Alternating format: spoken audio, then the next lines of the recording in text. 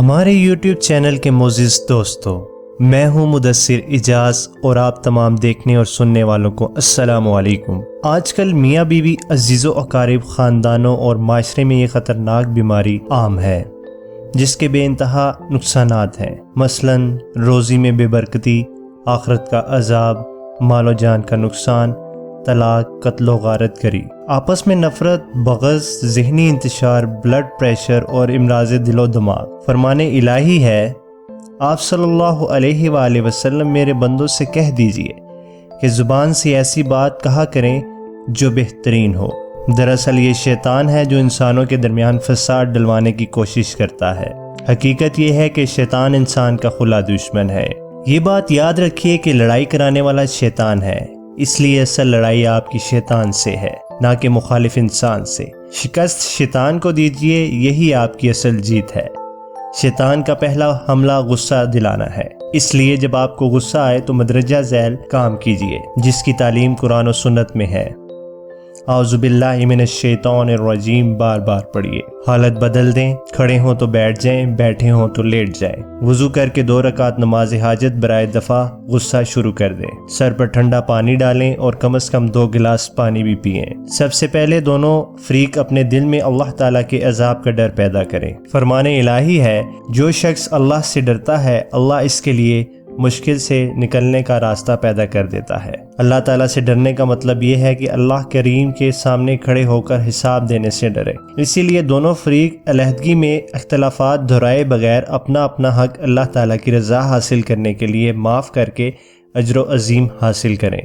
یہ آپ کی طرف سے صدقہ بھی ہوگا۔ اگر 2 مسلمان یا مسلمانوں کی 2 جماعتیں آپس میں لڑ پڑیں تو تیسرے آدمی یا تیسری جماعت پر اللہ تعالیٰ نے یہ فرض کیا ہے۔ فرمان الہی ہے، اگر مسلمانوں کی 2 جماعتیں باہم لڑ پڑیں تو ان میں صلح کرا دو۔ بے شک مسلمان بھائی بھائی ہیں، پس اپنے 2 بھائیوں میں صلح کرا دیا کرو۔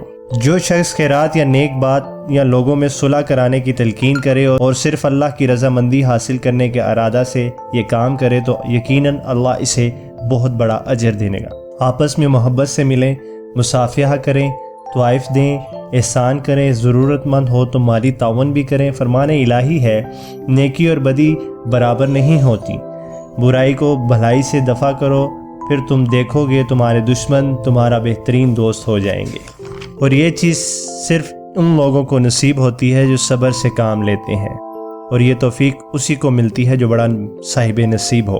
رسول اکرم صلی اللہ علیہ وآلہ وسلم نے فرمایا، قطع تعلق کرنے والوں سے ملو، جو نہ دیتے ہوں ان کو دو، ظالم کے قصور کو معاف کر دو، لڑائی کے دوران اور لڑائی کے بعد کسی بھی حالت میں جھوٹ نہ بولیں، جھوٹی گواہی اور جھوٹی قسم کھانا گناہ کبیرہ ہے۔ رسول اکرم صلی اللہ علیہ وآلہ وسلم نے جھوٹی گواہی دینے کو اللہ تعالیٰ کے ساتھ شرک کرنے کے بعد سب سے بڑا گناہ قرار دیا۔ آپ صلی اللہ علیہ وآلہ وسلم نے یہ 3 مرتبہ ارشاد فرمایا، پھر یہ آیت تلاوت فرمائی جس کا ترجمہ ہے، پس بتوں کی گندگی اور جھوٹی باتوں اور جھوٹی قسم سے بچو، یہ بہت بڑا گناہ ہے جس کی سزا دنیا میں بھی ملتی ہے، بیماری اور نقصانات کی شکل میں، اور آخرت میں الگ۔ آپ صلی اللہ علیہ وآلہ وسلم نے جھوٹ بولنے اور جھوٹی گواہی دینے کو گناہ کبیرہ قرار دیا۔ کبھی بھی لڑائی کو انا کا مسئلہ نہ بنائیں، نہ یہ سوچے کہ میں بڑا ہوں، چھوٹے سے معافی کیوں مانگوں۔ اگر آپ کی غلطی یا زیادتی ہو تو معافی مانگ لیں، اس عمل میں ہی آپ کی بڑائی ہے۔ بدگمانی سے بچیے، والدین، بیوی اور بچوں کے تمام جائز حقوق ادا کریں۔